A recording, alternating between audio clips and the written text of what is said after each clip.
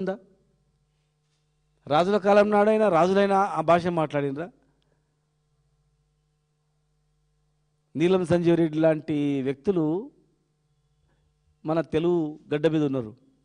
వాళ్ళు దేశానికి ఏ రకంగా సందేశం ఇచ్చారు, ఎట్లా ఉండాలి రాష్ట్రపతి, ఎట్లా ముఖ్యమంత్రి ఉండాలి, మరి చెన్నారెడ్డి గారు కానీ, కోట్ల విజయభాస్కర్ రెడ్డి కానీ, కాసు బ్రహ్మానంద రెడ్డి గారు కానీ, ఎన్టీ రామారావు గారు కానీ, దేశ భాషలందు తెలుగు లెస్స అని చెప్పి ఎన్టీ రామారావు మాట్లాడిండు గొప్పగా. నా తెలంగాణ కోటి రత్నాల వీలని చంద్రశేఖరరావు గారు ముఖ్యమంత్రిగా ఉన్నప్పుడు మాట్లాడిండు. మరి మీరేం మాట్లాడుతూ ఉన్నారండి? పేగులు మెడకేసుకోవడం ఏంది, తొండలు జొరించడం ఏంది?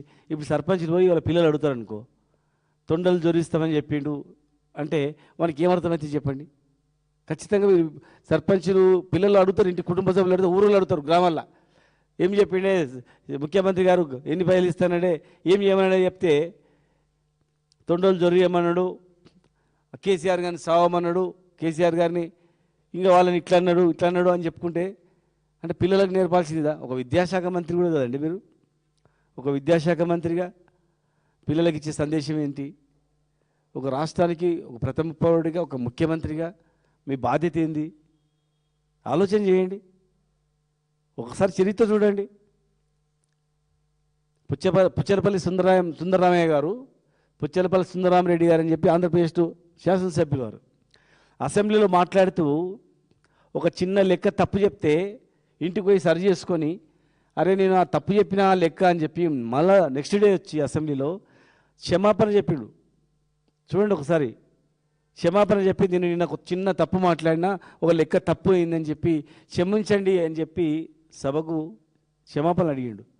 అప్పుడు విద్యాశాఖ మంత్రిగా ఉన్నటువంటి కేశవరావు గారు మళ్ళీ వాళ్ళ ఇంటికి వెళ్ళి నమస్కారం చేసేసాడు, మీ సంస్కారం ఇంత గొప్పదయా అని. మరి అలాంటి కేశవరావు గారు ఇలా సలహాదారుగా ఉన్నారు ముఖ్యమంత్రి గారికి. మరి కనీసం కేశవరావు గారన్నా ముఖ్య సలహాదారుగా ఉన్నారు కదా, కేశవరావు గారన్నా సలహా చెప్పాలి కదా. అరే ఏంది ఇట్లా మాట్లాడుతున్నారు, మాట్లాడొద్దని. నేను సలహాదారుగా లేనప్పుడు ఏం మాట్లాడితే నడిచింది, కానీ ఇట్లా మాట్లాడొద్దు, నేను ఇంత అనుభవంతో చెప్తున్నా. ఒకనాడు పుచ్చలపల్లి సుందరరామరెడ్డి గారు ఇట్లా మాట్లాడితే ఇంటికి పోయి నేను చాలా సత్కరించి వచ్చిన, ఇంత గౌరవం అని, ఇంత గౌరవప్రదమైనటువంటి పదవి ఎమ్మెల్యే, ఎమ్మెల్సీ అనేటువంటివి. మరి ఇలా ముఖ్యమంత్రి మీరు ఇట్లా మాట్లాడితే మీరు సలహాదారుగా ఉండి ఎట్లా అని వారైనా చెప్పాలి కదా. గొప్ప గొప్ప నాయకులు దేశానికి ఆదర్శంగా ఉన్నారు. ముఖ్యమంత్రి ఆ రకంగా మాట్లాడితే ఎవరు చెప్పుకోవాలి? ముఖ్యమంత్రి కానంత వరకు ఏం చేసినా నడుస్తుంది. ముఖ్యమంత్రి అయిన తర్వాత దానికి సీటుకి గౌరవం ఇవ్వాలి. ముఖ్యమంత్రి అనే సీట్ అనేది చరిత్రలో మిగులుతుంది. తెలంగాణ ముఖ్యమంత్రులు ఎవరెవరు ఏం మాట్లాడారు, ఏం చేసినది ఉంటుంది కదా. ముఖ్యమంత్రి అయిన తర్వాత కూడా మీరు ఆ రకంగా మాట్లాడితే మీకు గౌరవం ఉంటుంది. అడగండి, ఎవరైనా అడగండి. 10 మంది సలహాదారులలో ఒక్కరైనా చాలా బ్రహ్మాండంగా మాట్లాడుతున్నారు సార్ అని చెప్పండి. పిల్లలకి ఇచ్చే సందేశం ఏంటి? 2.5 లక్షల మంది టీచర్లు ఉన్నారు. రోజు స్కూల్ 2వ గంట గట్టగానే ప్రార్థన అయిపోగానే రాష్ట్రంలో, దేశంలో జరుగుతున్న పరిస్థితులపైన చర్చ ఉంటుంది. నిన్న ఏం జరిగిందని, నిన్న ముఖ్యమంత్రి గారికి సన్మానం చేసిండు. నిన్న ముఖ్యమంత్రి గారు సర్పంచ్లకు సన్మానం చేసి గొప్ప ప్రసంగం ఇచ్చిండు. ఇట్లా మాజీ ముఖ్యమంత్రి గారికి తొండలేమన్నాడు, సావమని చెప్పిండు, పేగులు మెడగేసుకోమని చెప్పిండు. అంటే ఏంది అసలు? ఏంది ఈ బూతు పురాణం? ఏంది బూత్ శాస్త్రం? ఏంది బూతు? మాకు బూత్ కమిటీలు ఉండేవి ఎలక్షన్లో, కానీ ఈ బూత్ కమిటీలు ఏందో నాకు అర్థం కాలేదండి. ఎక్కడ చూలే. నందిని సిద్ధారెడ్డి గారిని, తర్వాత జూలూరి గౌరీశంకర్ గారిని మేము రచయితల వేదిక అధ్యక్షులు అని చెప్పి సాంస్కృతిక రకరకాల సంస్కృతి సాంప్రదాయాల మీద వాళ్ళందరూ కవులు, పెద్ద పెద్ద మహనీయులు పుస్తకాలు తెలంగాణ చరిత్రను వెలికితీసి రాసిండ్రు. కానీ ఎక్కడ కూడా ఈ తెలంగాణలో ఈ బూత్ శాస్త్రం గురించి అయితే ఇక్కడ రాయలే. ఒక బూత్ శాస్త్రం అనే పెట్టాల్సిందేమో. బూత్ శాస్త్రం పెట్టి పిల్లలకు బోధించాలి. అది కూడా వాళ్ళకి అర్థమైతే లేదు వాళ్ళకు ఈ భాష.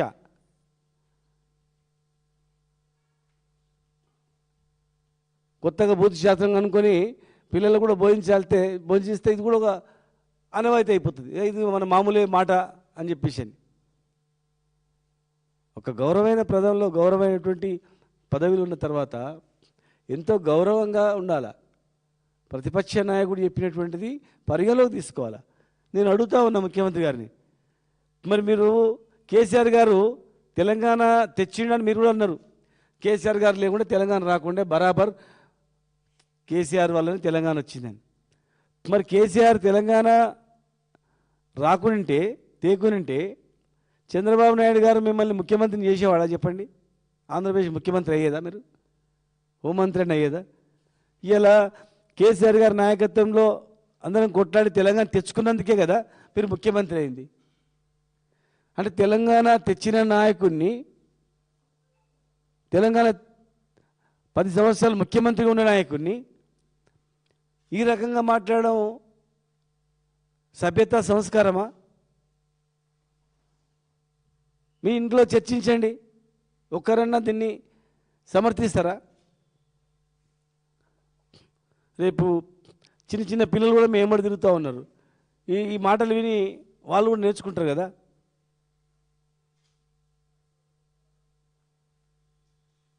సమాజంలో గౌరవించేటట్లు ఉండాలి. కానీ ఈ రకంగా ఏంటండి ఇప్పుడు రోజు ఇదేనా?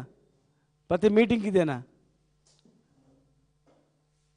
కేసీఆర్ గారు మీకు 2 సంవత్సరాలు మీకు ఎక్కడటం వచ్చింది చెప్పండి? 2 సంవత్సరాలు 2 సంవత్సరాలు క్లియర్గా అసెంబ్లీలో చెప్పిండు, పార్టీ మీటింగ్లో చెప్పిండు, కొత్తగా ఏర్పడిన ప్రభుత్వానికి కొంత సమయం ఇద్దాం, వాళ్ళకు కూడా చేయని, ఎంతవరకు చేస్తారు చేయని, ఎన్ని హామీలు నెరవేరుస్తారు చేయని అని చెప్పి మాకు చెప్పిండు, అసెంబ్లీలో చెప్పిండు.